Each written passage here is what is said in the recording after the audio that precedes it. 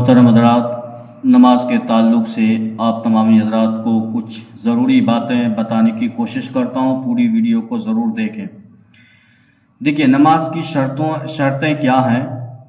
ان شرائط میں سے کسی ایک شرط کے عدم موجودگی میں نماز قائم ہی نہ ہوگی۔ یہ وہ فرائض ہیں جو خارج نماز ہونے کی وجہ سے خارجی فرائض ہیں اور ان کو شرائط نماز کی حیثیت دی گئی ہے۔ ان تمام شرائط کا نماز سے پہلے ہونا ضروری اور لازمی ہے۔ نماز کی کل 6 شرطیں ہیں اور وہ حسب ذیل ہیں۔ ان شرطوں میں سے اگر ایک شرط بھی نہ پائی گئی تو نماز نہ ہوگی۔ نماز کے شرائط کل 6 ہیں۔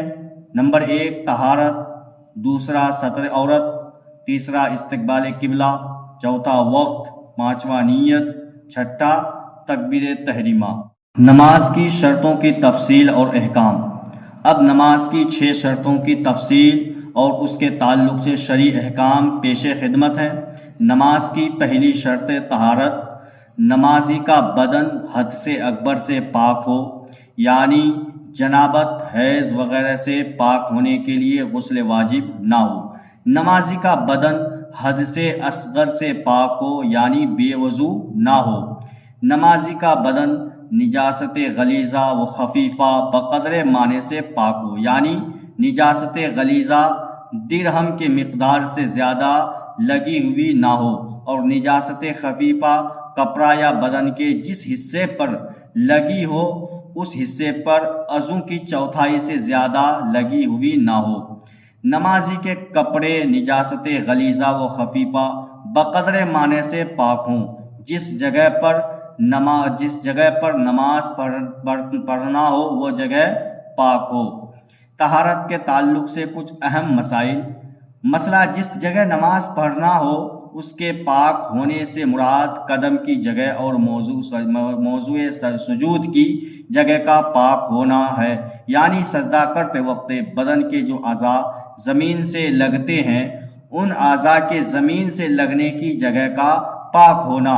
نماز پڑھنے والے کے ایک پاؤں کے نیچے درہم کے مقدار سے زیادہ نجاست ہے تو نماز نہ ہوگی۔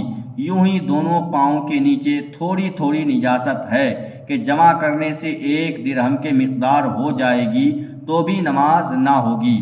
پیشانی پاک جگہ ہے اور ناک نجس جگہ پر ہے تو نماز ہو جائے گی، کیونکہ ناک درہم کے مقدار سے کم جگہ پر لگتی ہے اور بلا ضرورت و مجبوری یہ بھی مکروہ ہے۔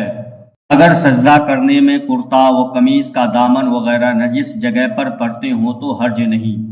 مسئلہ، اگر نجس جگہ پر اتنا باریک کپڑا بچھا کر نماز پڑھی کہ وہ کپڑا سطر کے کام میں نہیں آ سکتا، یعنی اس کے نیچے کی چیز جھلکتی ہو تو نماز نہ ہوئی۔ اور اگر شیشہ پر نماز پڑھی اور اس کے نیچے نجاست ہے اگرچہ نمایاں ہو تو بھی نماز ہو جائے گی۔ اگر موٹا کپڑا نجس جگہ پر بچھا کر نماز پڑھی اور نجاست خشک ہے کہ کپڑے میں جذب نہیں ہوتی اور نجاست کی رنگت اور بدبو محسوس نہیں ہوتی تو نماز ہو جائے گی کہ یہ کپڑا نجاست اور نمازی کے درمیان فاصل ہو جائے گا۔ اگر پاک و صاف جگہ میسر ہے تو نجس جگہ پر کپڑا بچھا کر نماز نہ پڑھیں۔ مذکورہ بالا مسائل حالات مجبوری کی صورت کے ہیں۔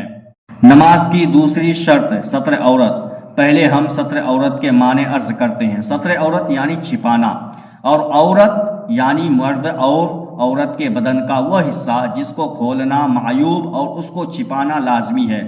لہٰذا اب ستر عورت کے معنی یہ ہوئے کہ مرد اور عورت کے بدن کا وہ حصہ جس پر وہ واجب ہے اور اس کا دکھانا باعث شرم ہے۔